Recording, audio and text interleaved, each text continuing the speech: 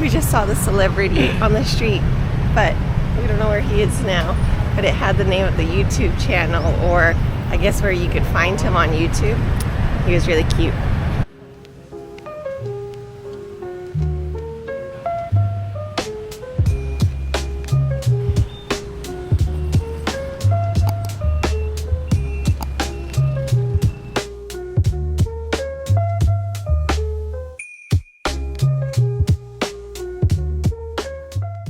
This is our final day here, and it's actually Easter Sunday for those who celebrate.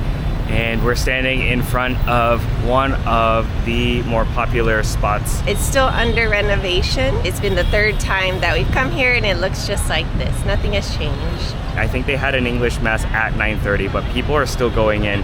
So I don't know if they're starting late, or maybe there's a 10 a.m. mass today because it's Easter. It's packed. It's very busy right now. We're back in the building where Main Key Cafe was, which is the one we came to yesterday. Now we're going to check out Hoff Coffee. Funny thing is, it's literally right next door, and I kind of felt awkward walking by, but they probably are friends, right?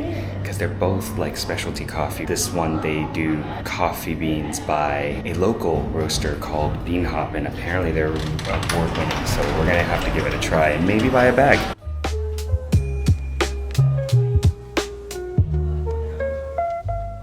Got my usual coffee with condensed milk, and Harry got his fancy pour-over. And my pour-over is single origin beans from Vietnam. It'll have a sugar caney aftertaste, which I'm excited to try.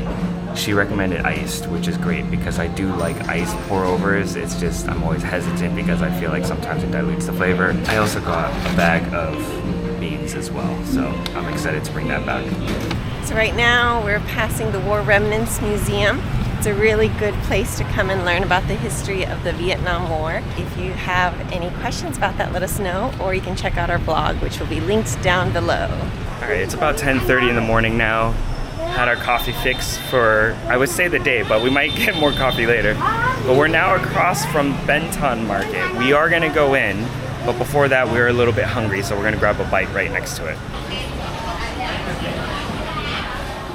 We're on Stir Alley, which we've been to before. There's a pack of dogs that live here called the Stir Alley Dogs. We've been here also because of a bar called Stir, which is upstairs from the Banh Mi place that we're currently at for a small lunch. The first time we came here, we also had dinner at a French restaurant down to the left. So the Banh Mi place that we're at is actually a collection of restaurants, it looks like. And in fact, there's one next door to us, which was really busy. Thankfully, the Banh Mi place isn't as busy. The one next door has 2 Bib Gourmand recognitions from the past year and the year before. Banh Mi was a craving that we had last night. We had a small one. This one looks much more gourmet, and the prices still are pretty reasonable.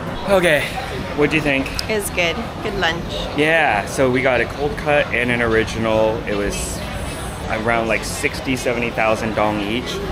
They have a $1 million one with lobster and truffle and caviar. So we're gonna head over to Ben Thanh, but before I do, I wanna make a reservation at Ban Sio. Success. We have a reservation next door at 6 p.m. for Ban Sio. I think that's how you pronounce it. We have no idea. We're gonna find out tonight. The price of the banh mi we just had was 2 times-ish the price of last night. However, it was like 2 times the meat at least. Yeah. Last night was pretty much all bread. Now, I'm not saying that wasn't bad. They were all good, but just something to keep in mind when you look at the price differences.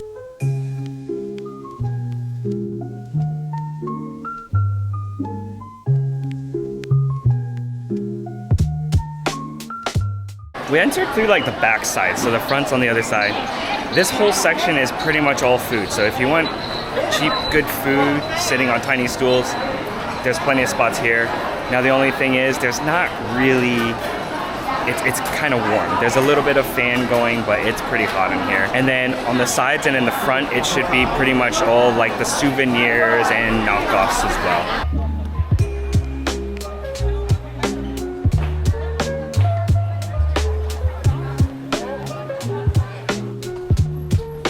What are your thoughts on Ben Thanh? It's so busy and crazy, and unless you know that you're gonna buy souvenirs, then it's worth coming to check out.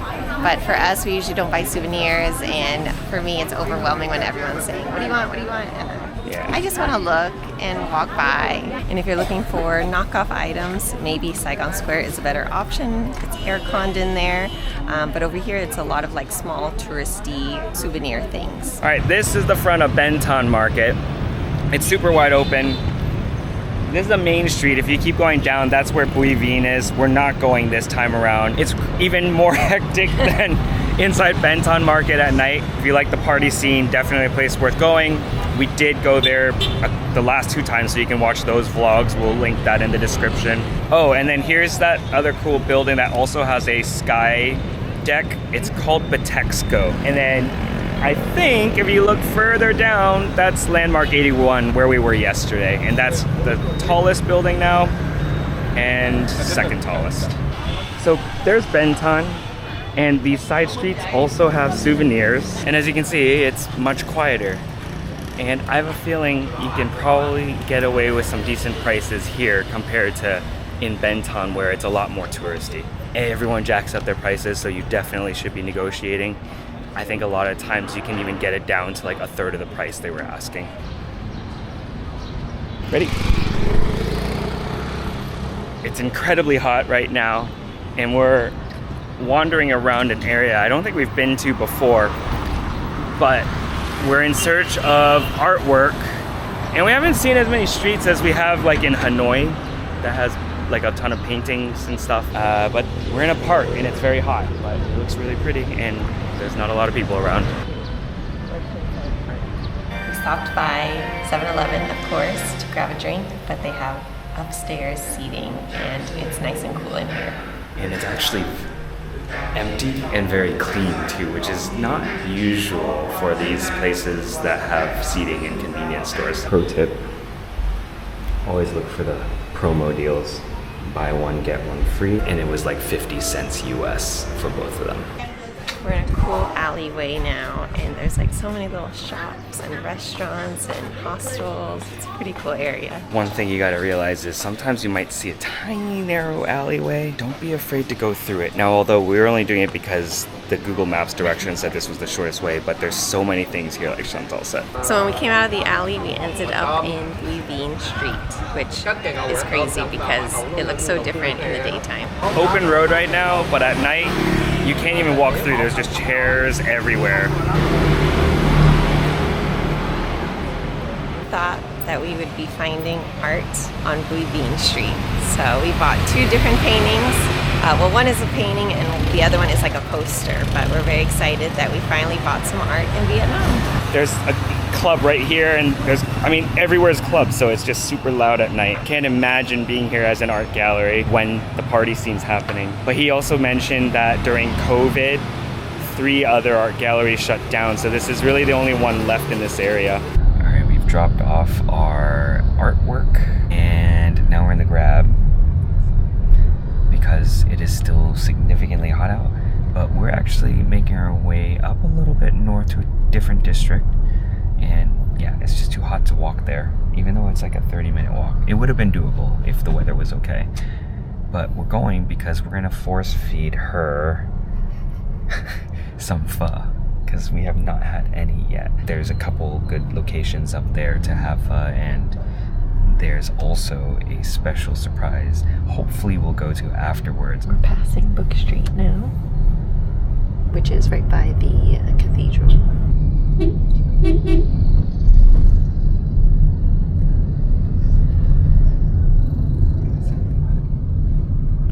Another popular tourist spot is to see the Pink Church.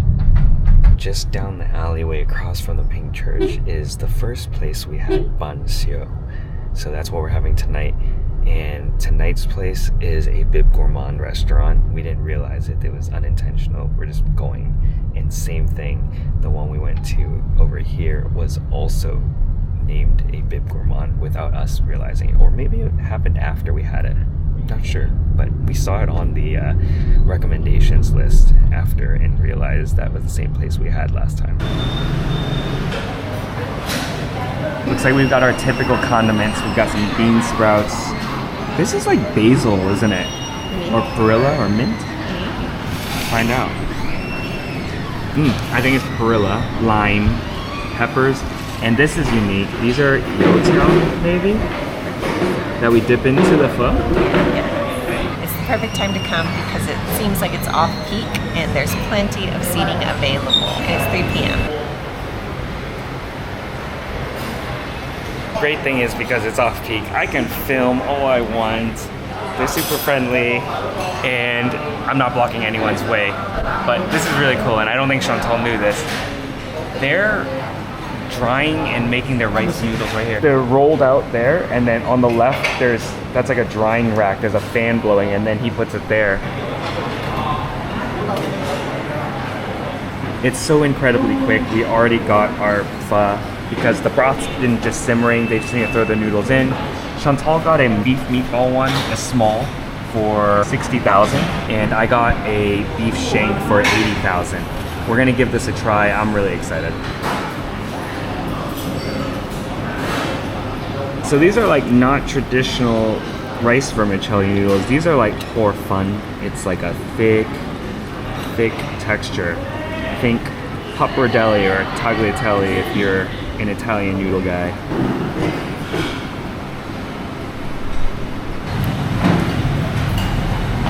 Let's give that a try. Pickled soybean paste. We're gonna mix it in. By the way, those chilies were really chili. There's so many condiments here, but there's already so much flavor, so I'm hoping this doesn't burn it. I don't know what it's gonna taste like. I usually like pho just plain by itself, so let's give it a try.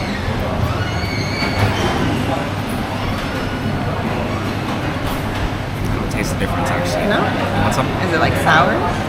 Maybe.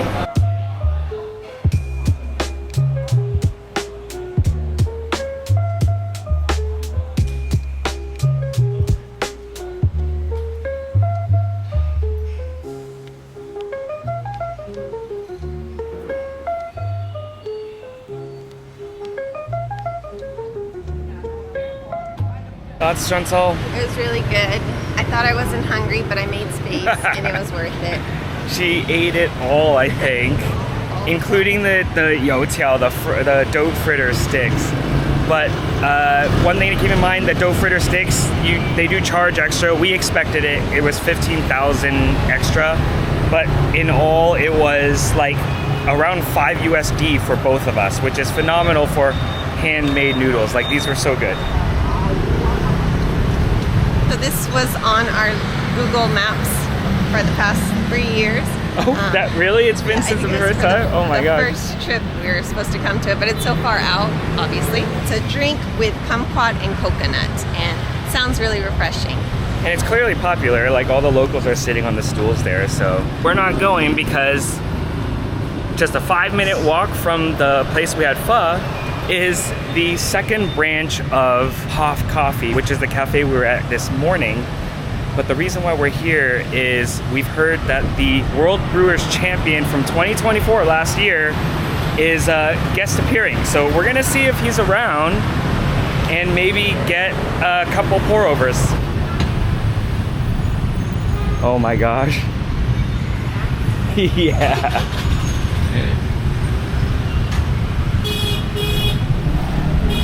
Incredibly busy in here. Not surprised because there's a lot of coffee lovers, and I can see Mr. Wölfl in action from Vienna, was last year's champion, and he's over there busy making some brews right now.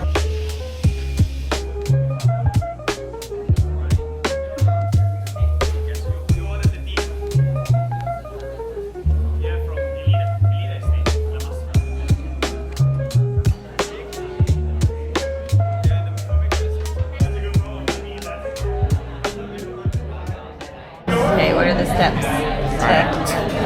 So this is a very expensive brew. Let's see, this was about $12 US. That's not actually bad for a Panama geisha. Chantal's gonna have her first Panama geisha. I've had a tiny sip before. I don't remember which farm this is from, but Chantal, you gotta first smell? Swirl and smell. Okay. It smells like coffee.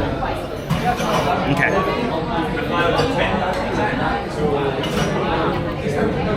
I'm glad that it's in small cups because then you can actually appreciate it. Oh. That's good. Will I like it? I think you will, because it doesn't taste anything. It's not bitter, it's not acidic, so. All right, let's hear Chantal's thoughts as a non-pour-over drinker. It's very easy to drink, has a lot of flavor.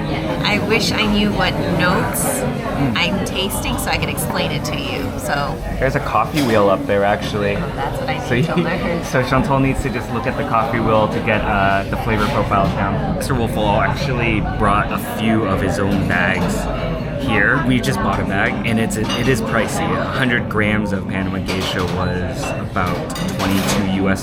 Thank you so much. That was delicious. You're welcome. Pleasure having you here. So we actually got 2 orders of coffee on accident.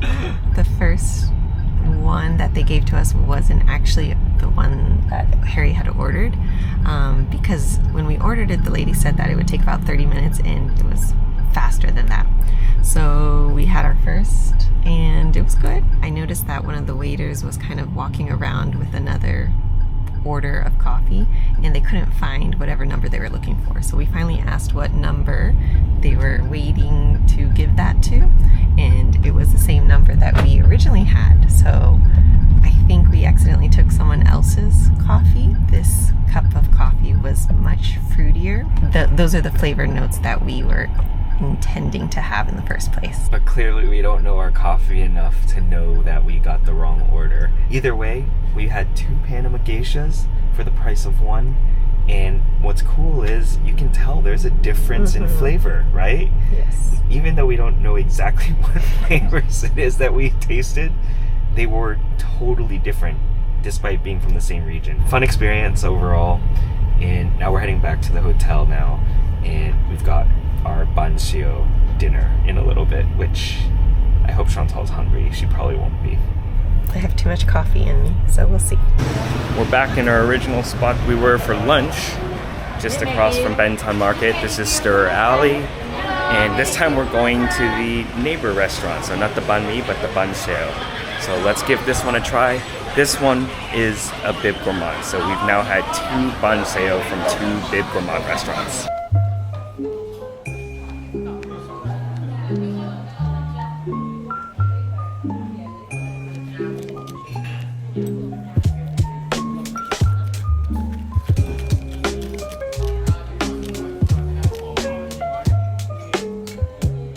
So we're standing outside of Ben Thanh Market. We were here earlier when it was bright and sunny and hot. It's a lot less busy than it was earlier though. I don't know, maybe we didn't go through.